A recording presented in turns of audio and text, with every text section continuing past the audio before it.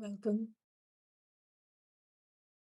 to the first gathering of our retreat called I Beyond Me. It is such an honor to come together in this way and share that which is already all there is. So in that sense, it cannot be shared.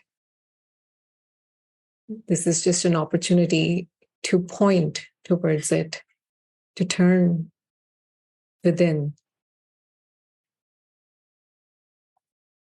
and to find out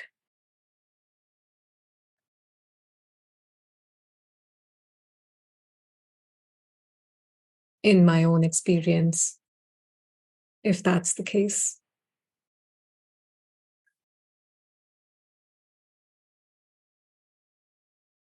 Here we come together to investigate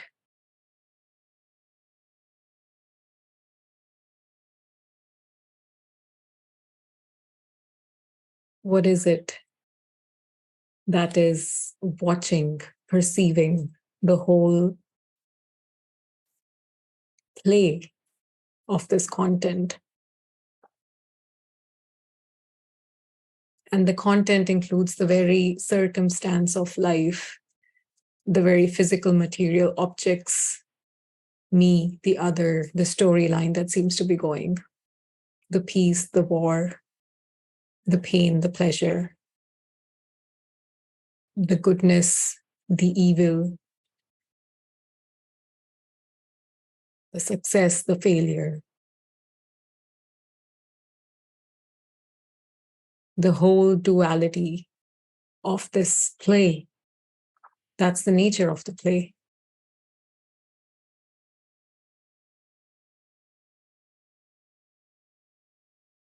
And the content also includes me as this body, man, woman,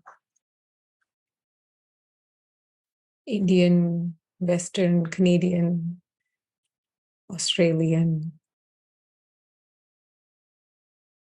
scholar, literate, businessman, teacher, student.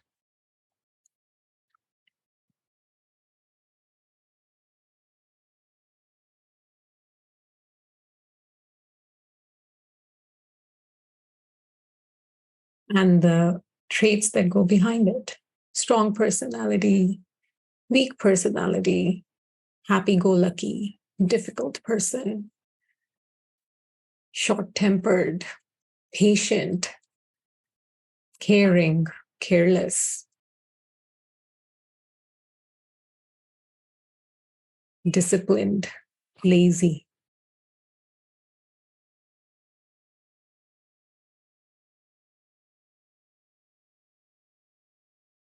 And you can go on and on about what this personality identifies as. And then we go behind it. We go behind it and see the emotions, the feelings, the thoughts, the belief systems,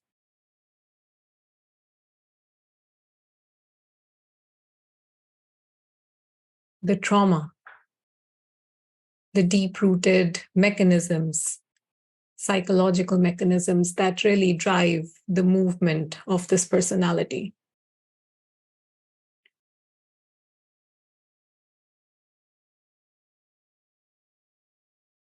All of this outside in, if that is the movement we take from noticing the outside and then stepping back within and further within and further within. And then there comes this direct experience of sensations. So if I really turn within behind the feelings and the belief systems and the thinking, if it becomes possible to really see the space within which the thoughts are arising and the identification with those thoughts is playing. If it becomes possible to rest in that space, in that field, in that dimensionless dimension, to really not as an active observing or witnessing, but it's just visible in a way or perceivable that all of this shenanigan is within it.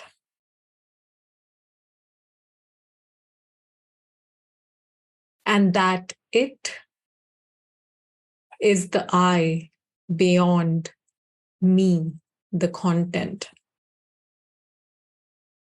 me, the person, me, Gurleen, this body, woman, 35 years old, Indian, all that.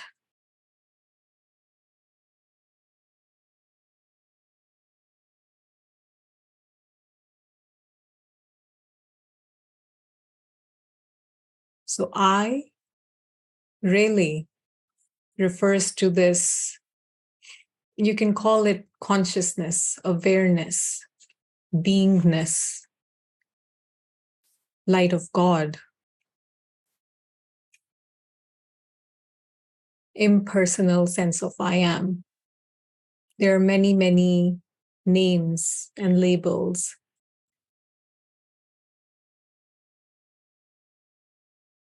used to point towards it, which is not far, which is not even intimate. It's all there is. If in this moment it becomes possible to just drop the meanness. And dropping it doesn't mean you forget about it. There's no need to forget the person that I am. Just dropping it means letting it be. There's no need for me to hold on to it. It's there. It's there, or it may leave.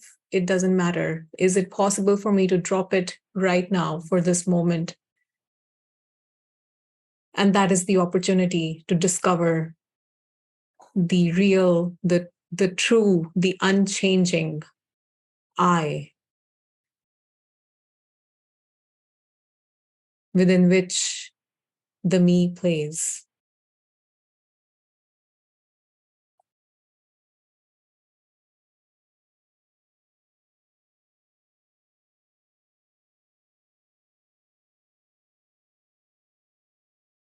And that's why we find sometimes words or expressions don't do justice to pointing towards it,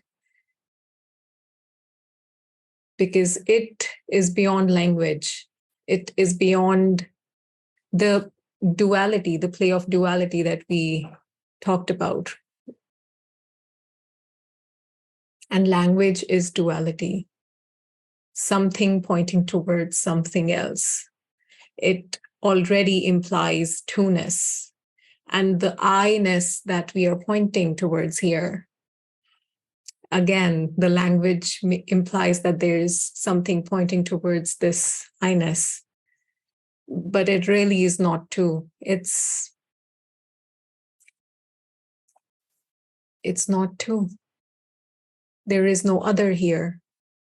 There is just this, as this is,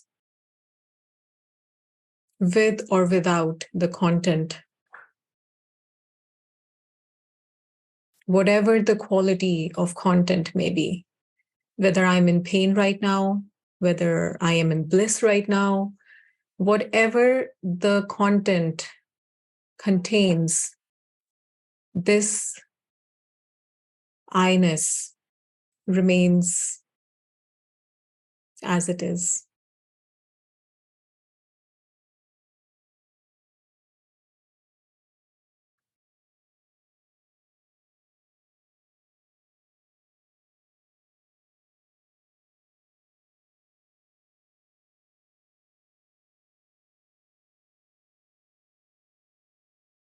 The more we talk about it, the more far it may seem.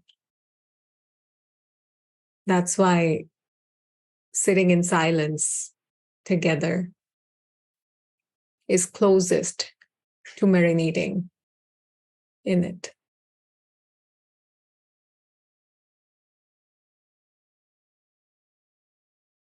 Marinating in the self, yourself.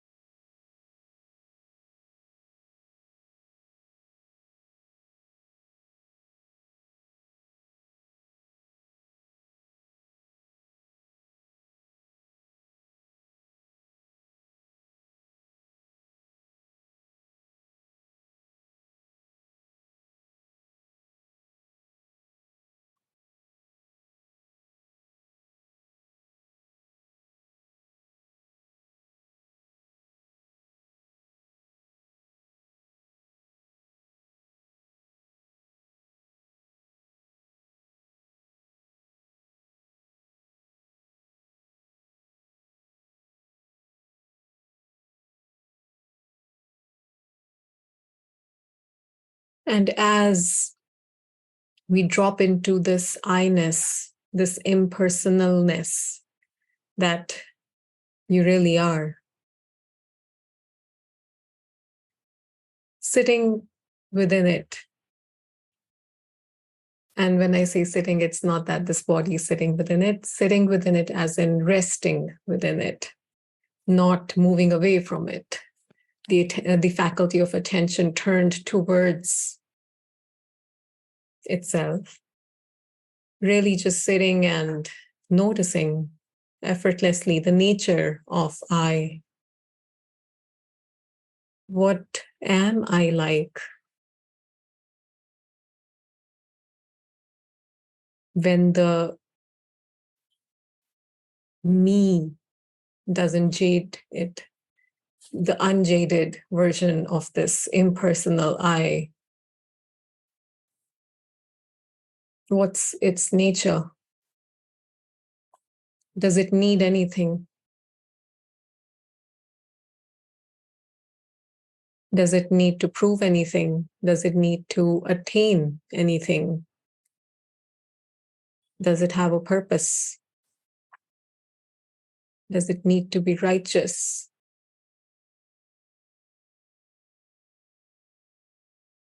Does it need love?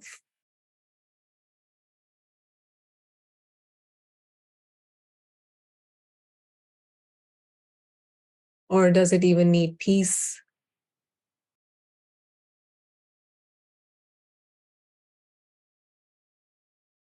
Does it need to be a certain way? Does it need the content that plays within it to be a certain way?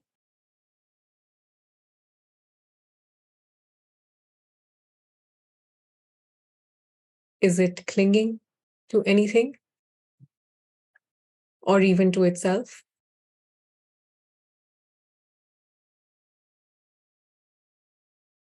Is it resisting anything?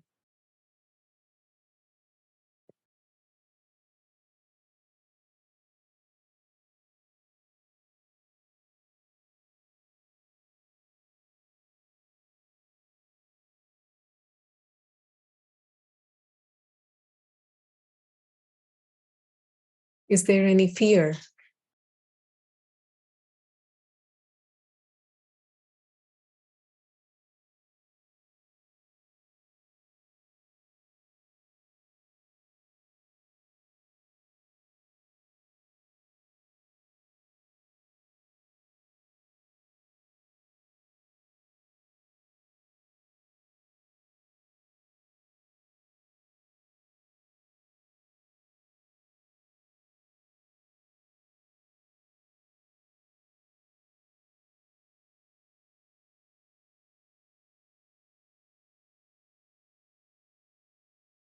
And we don't need to answer these questions with words. These questions come from the inherent knowingness that this is already. And the answers, so-called answers, appear within that same inherent knowingness. That is this beingness. That is what you are.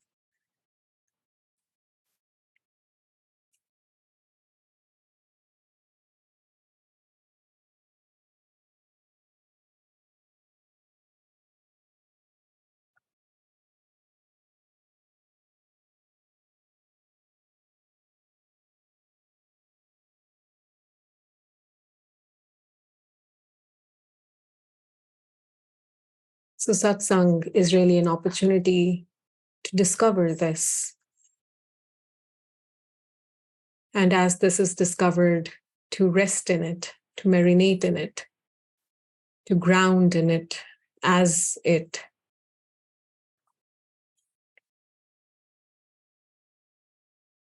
And then there may appear a natural movement from it to move outward again in this content version of me, which seems to be living this life, this story.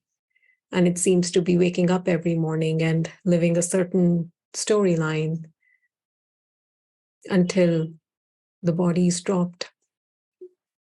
So then there may appear a natural movement from it to pervade, to consciously, authentically morph this content, this storyline into a more aligned version of the story.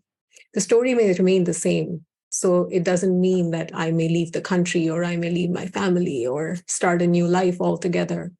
That's not what it means. It may look like that, but it just means that with knowing myself as this impersonal sense of beingness that I am, when that becomes my root consciously, then me as Gurleen flowers in surrender to the I-ness, surrender to the flow of life, because it is seen that there is no two here, the flow of life out there, and I, as this vast field of impersonal awareness, is not two. The flow of life is made of this, is playing within this. So then the life itself that is lived through this human being becomes a life of surrender. And then surrender doesn't mean that I don't enjoy anything or I don't change anything. Surrender just means that the flow flows in flow. And the clinging and resistance, inherent clinging and resistance, that sense of lack out of which this me had been living so far, of needing something from out there, needing to prove something, needing a purpose in life. This very sense of lack, when is seen to be appearing within the same whole completeness that I am, doesn't operate the flow of life anymore. It cannot operate anyway. It could never operate. But now that inherent effort or inherent resistance to life being a certain way falls away. And that's when one can see whether the flow of life is pleasant or unpleasant. It still feels in flow because it is not separate from what I am. anymore. And life is not happening to me anymore. The me is being lived as this life. The me is not a separate subject to whom life is happening, good or bad.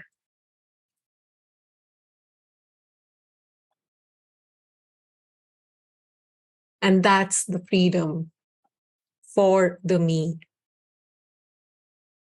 as the me can now rejoice in surrender to the I that is the source of this little me.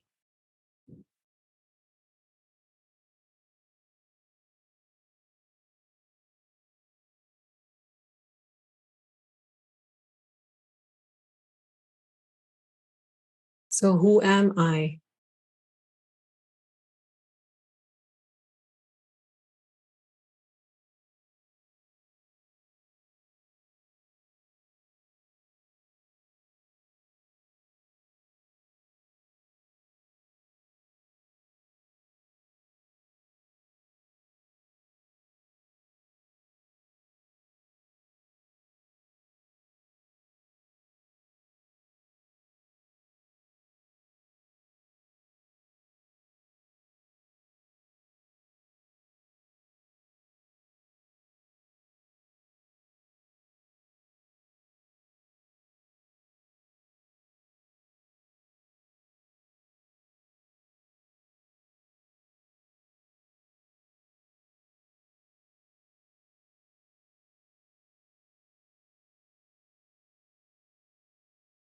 This silence is I. It's the same silence,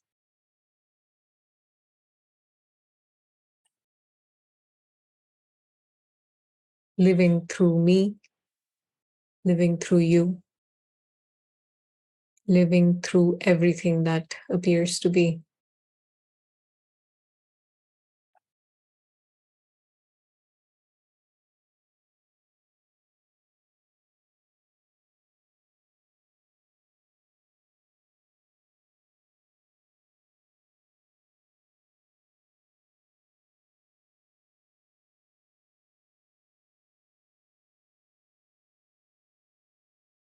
This is the I.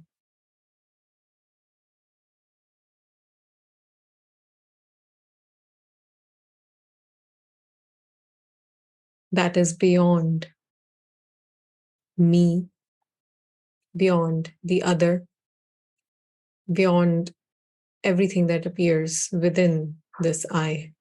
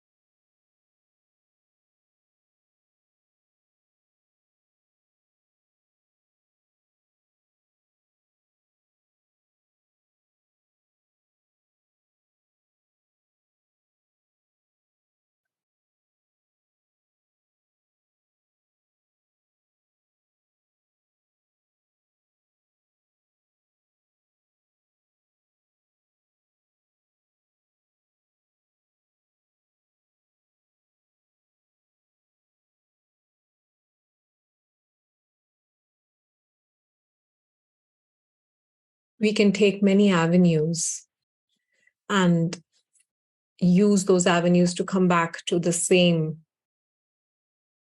I-ness that we are marinating in right now. And there seem to be many ways.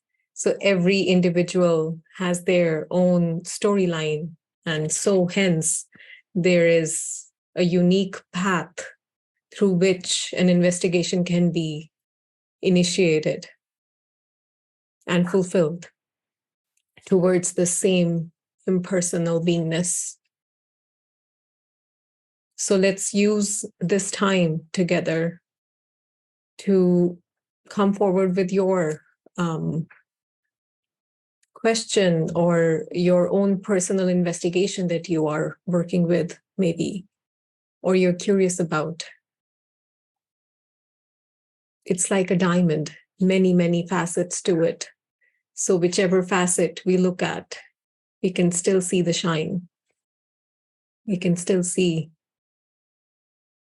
from that angle the very wholeness that this is.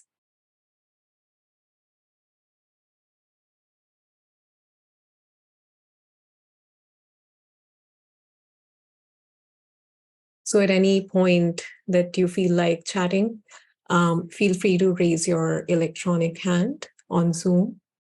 There's an emoji that says reactions. And when you click on it, you can raise your hand there. And we can definitely have a chat.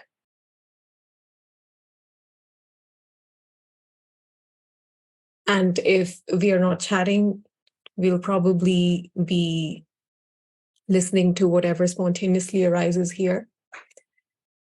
And I find myself really enjoying to sit in silence also. So there will be moments where we will just sit together in silence, confirming the silence that we are.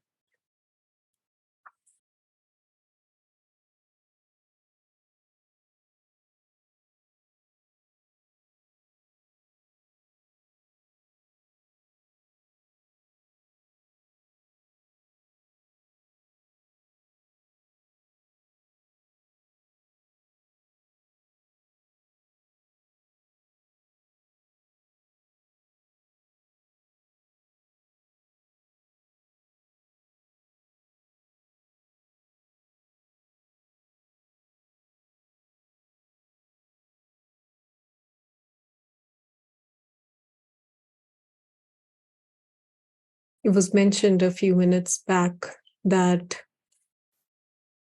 it is beyond content. So this I-ness, it seems more accurate to call it I-ness because it's not personal. I-ness, this, it, these are the words that are used to refer to the same presence that we are pointing to here. So it is beyond content, and yet within the content, when there is an earnest seeking going on, the same content, the same pattern, trauma, feeling, the same thought mechanism or a belief system can really be used to reverse engineer it back to this I-ness. So the whole content is somehow already pointing towards this.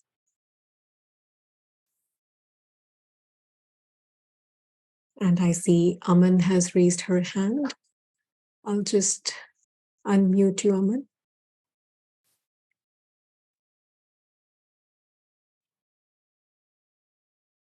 Hi, Evelyn, thank you. Pleasure. Um, so I feel sometimes like when you are playing the role of daughter or a mother or a wife, you have sometimes you want to say or feel something, but the other self doesn't want to do that. So there is a conflict going on that you want to, but you don't want to. Something's holding back, but some the role that you are playing wants to do that. So, how to resolve that conflict? Is that something that is holding? Is it fear of something that don't want to let the role go in play? What's that like? How to resolve those conflicting things?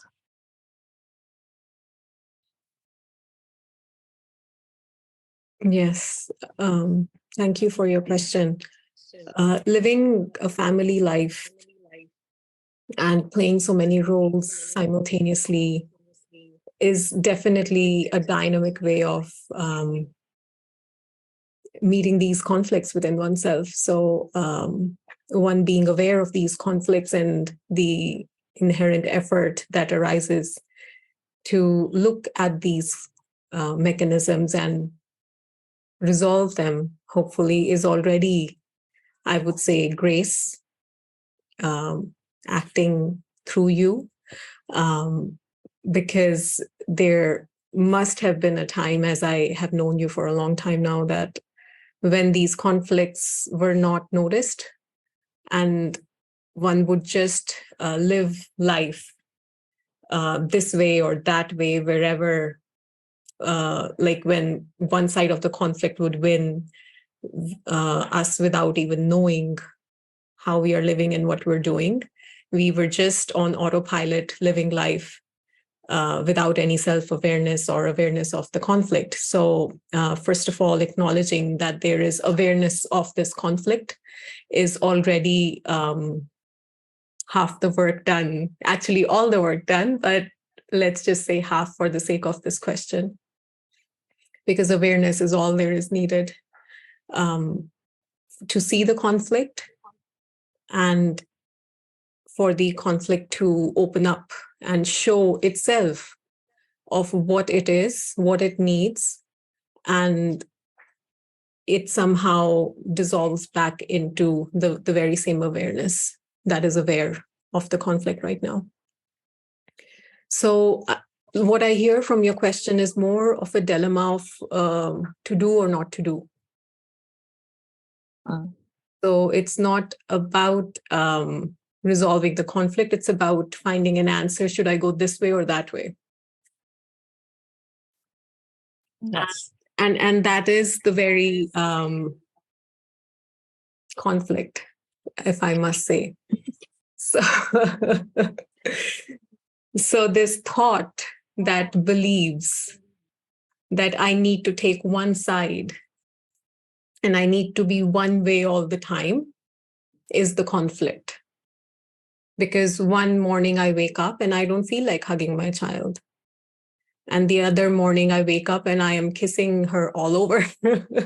That's the feeling, right?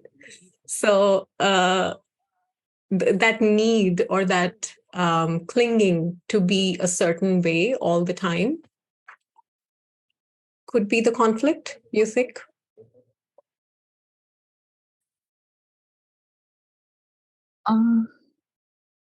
Could be, but sometimes what is holding on to not doing that is nothing, but it seems it could be a fear also of losing something. So Have you gotten a chance to look into if it's really a fear and what the fear might be? losing.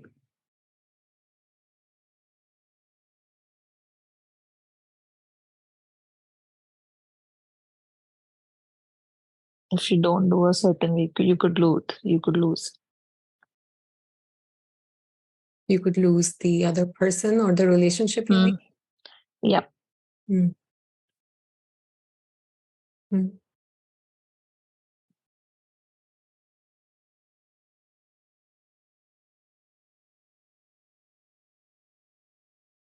Is that fear present right now within you? No, but it.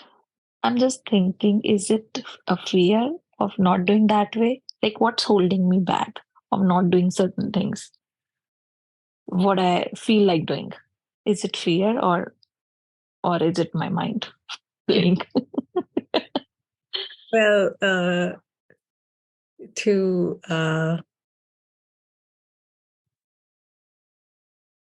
sort the labels a little bit. So fear and thoughts and my mind, it is all mind. So they are not different things. It's all the mind. The content is mind. So whatever is appearing as this one big movement. So you feel like doing it and then you still don't do it. And then you either judging yourself for not doing it or questioning it that why didn't I do it, is all the same movement within this awareness that you are, because that's how you're able to report it, because there's awareness of it. So the conflict is not whether, like, why am I not able to do what I want to do? The conflict might be,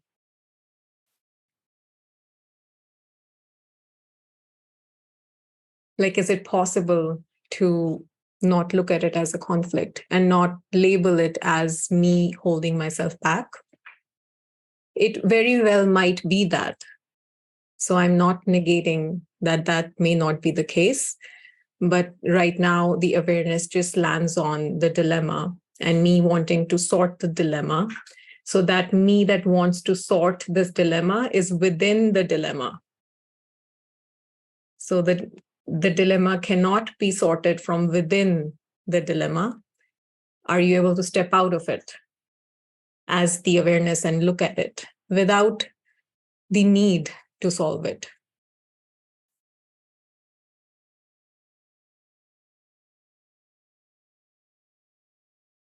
As in the beginning, we went into the inquiry. So this sense of I, that you are beyond Aman, that seems to be facing this dilemma.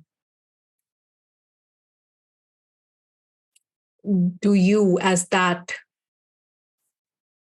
impersonal sense of you, need to solve any dilemma?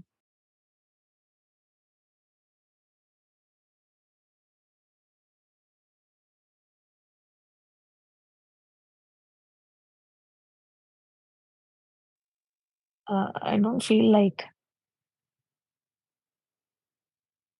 Yeah.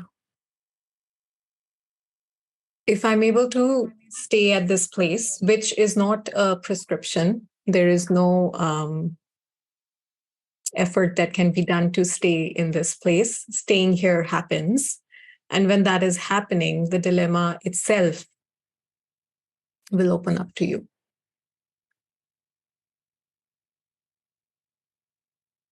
Mm. It's like when I'm not angry at my child and she had a bad day at school, she will come to me automatically and tell me all about it.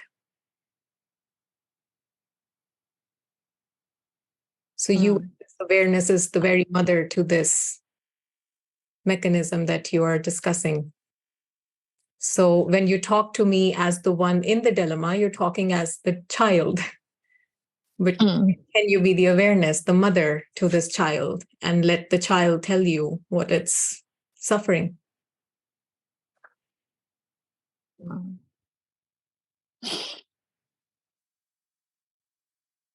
Because it has already come to you telling you that there is a problem.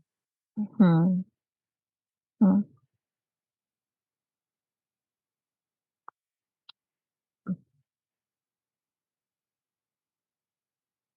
And I would just congratulate you with the maturity that you come to share the challenge. It's already happening. So maybe next satsang, you tell me what it told you. Hopefully. Because all we need to do is just rest as awareness, and it will all unfold to you. And if that fear is present within you at some point, when we're together, maybe just raise your hand and we can look into it together, if that happens.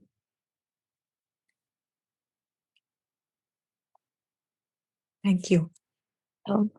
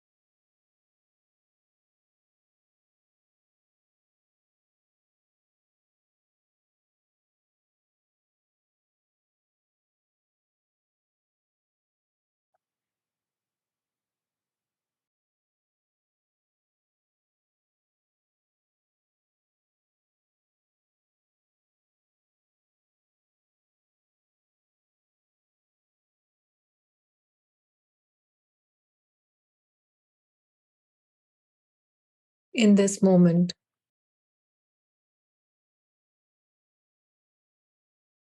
if you're able to really, whether the eyes are open or closed, really question, if the eyes are open, that what is it that is looking from behind these eyes? What's behind them?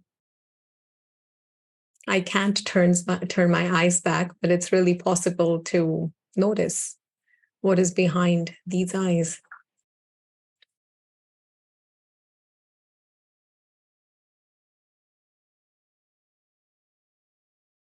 This oval of perception opens up as this field of visual input. What is outside of this oval?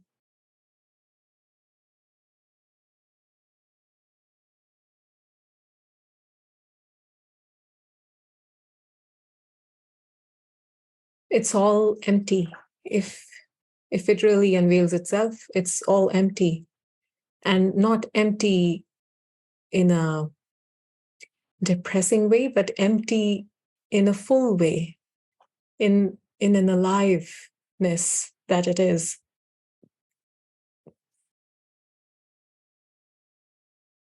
And it is really like piercing through the experience.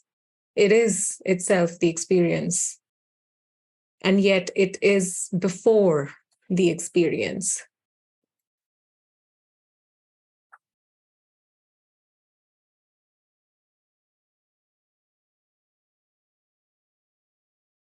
Rest as that right now.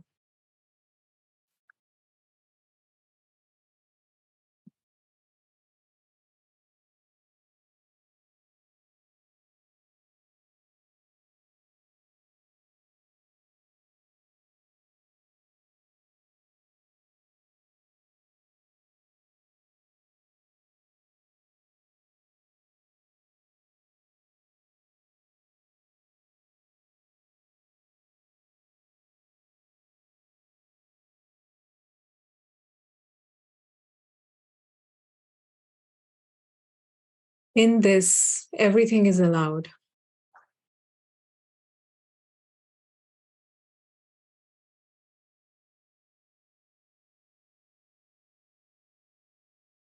Everything is allowed to come. Everything is allowed to play as it does.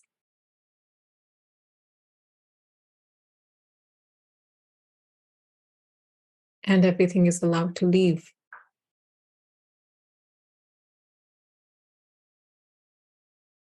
And it is not allowing as an action. Its very nature is all allowing. It is the very source of all that arises. And yet and that's why it is all allowed. It's like an artist painting a picture, and all the colors that the artist has, all those colors are allowed equally. They may still look like one color is used more than the other color, but all those colors were equally allowed to be the art that was made.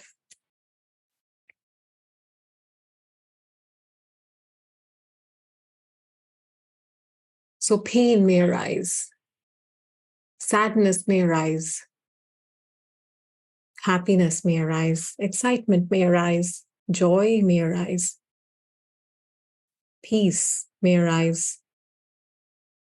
resentment may arise, anger may arise. Anything may arise. And it all has the equal opportunity to play its potential within its very source, within your very source, within you.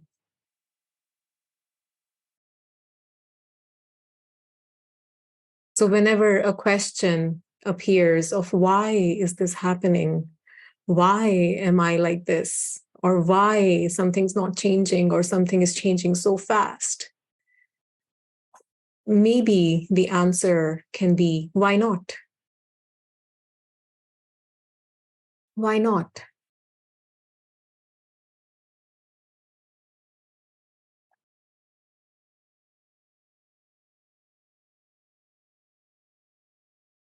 And the answer to that why not is really the reason of our suffering,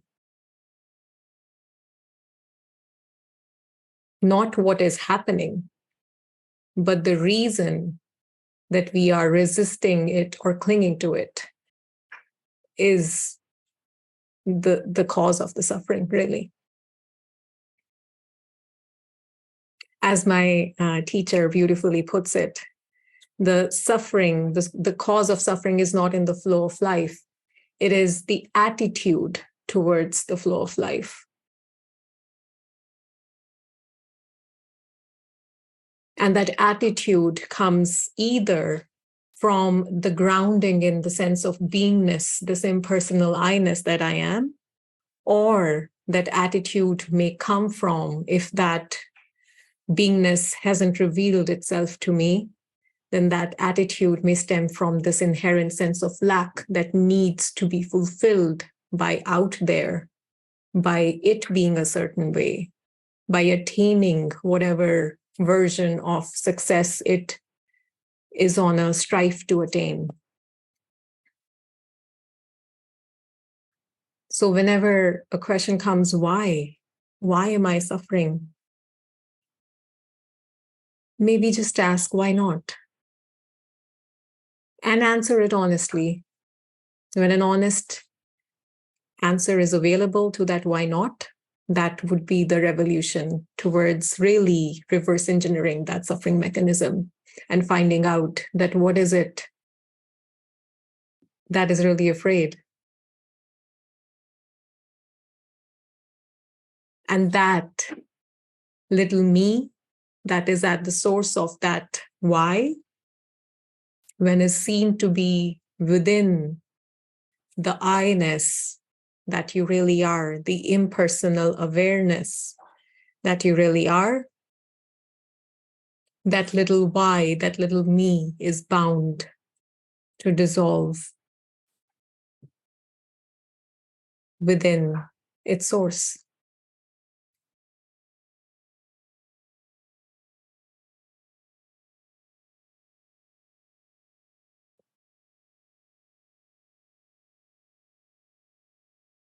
And we have a question from Rabia. Thank you, Rabia, for your question. Would you say that the state of zero suffering is a state where there is zero resistance?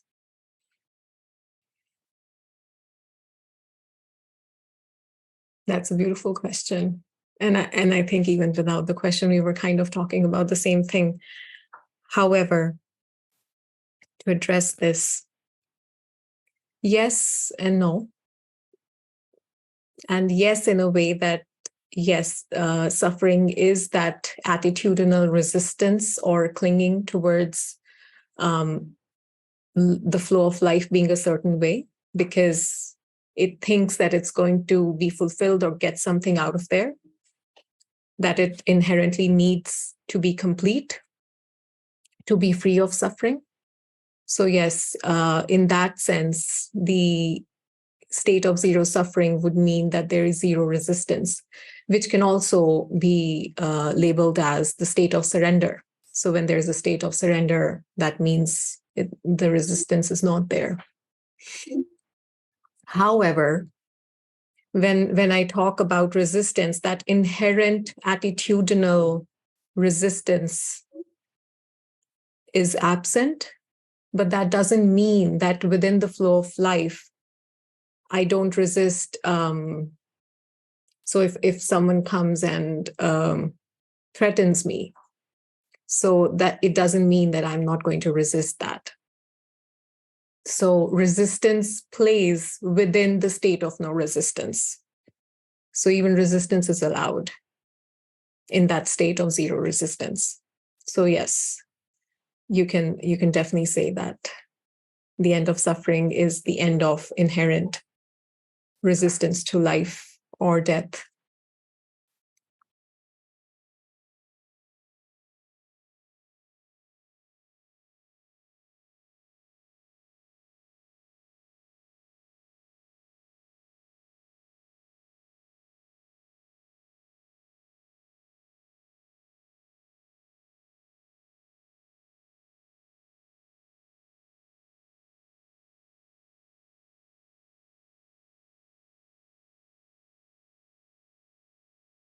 Pleasure, Rabia. Thank you for your question.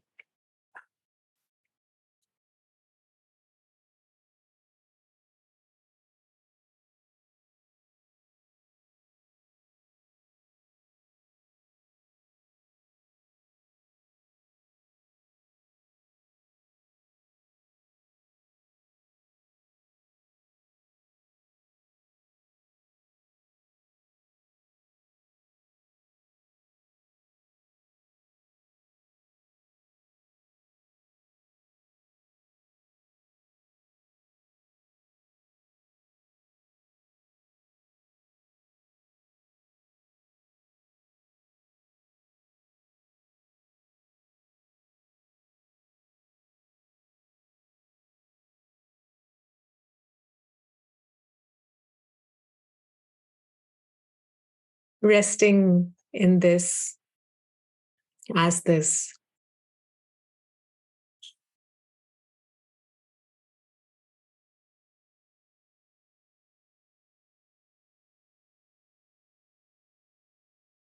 Tears may arise or laughter may arise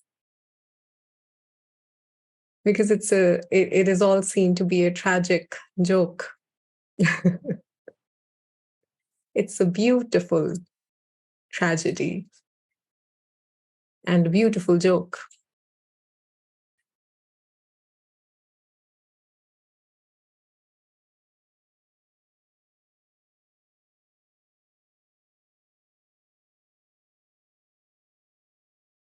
The whole spectrum of experience that is made available within this awareness that it can be aware of is just majestic and endless and unfathomable. It is hard to fathom.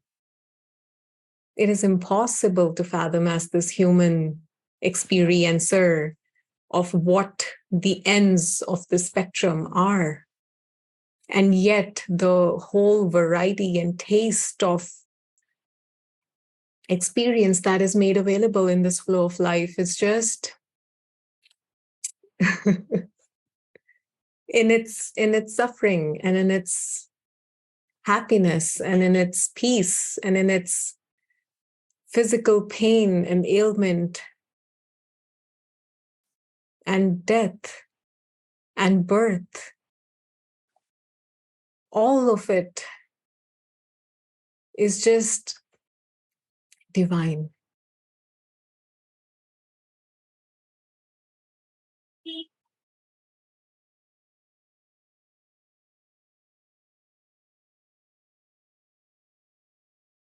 And all these tastes don't have an inherent meaning. And yet,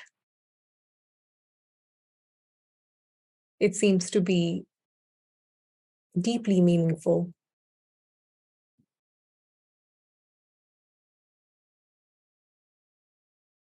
Even the sense of meaning that is given to any of these experiences arises within the same field of awareness within which these events appear in.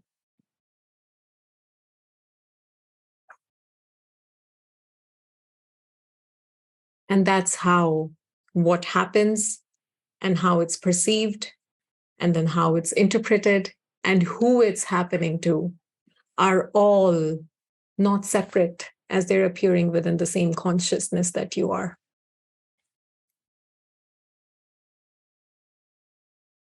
That is looking through these eyes right now and yours. that seems to be speaking, seems to be listening, seems to be thinking, processing, resonating,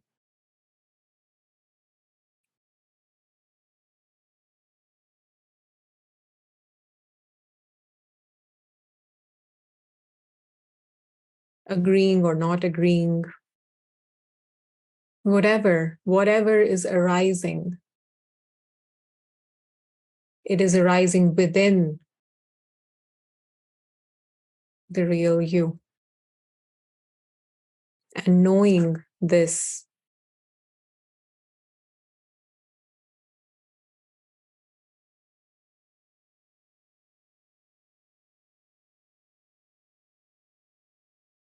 is the fulfillment that this little me is really looking for, in the form of love, in the form of relationship, in the form of money, success, fame, knowledge, spiritual maturity.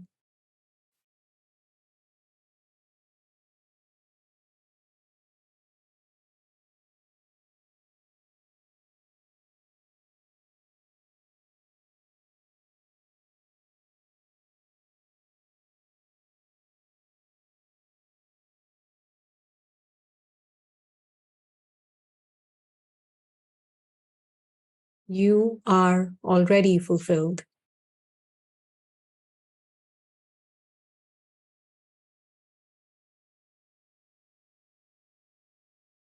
Nothing needs to be added on to or taken away from what you are for it to be what it is. And everything can be added on to, and everything can be taken away from what you are, and it will still be exactly as it is. Ever present, ever pure, unjaded,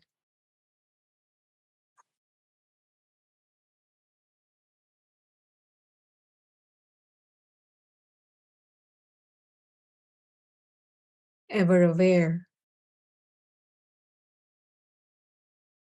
impersonal,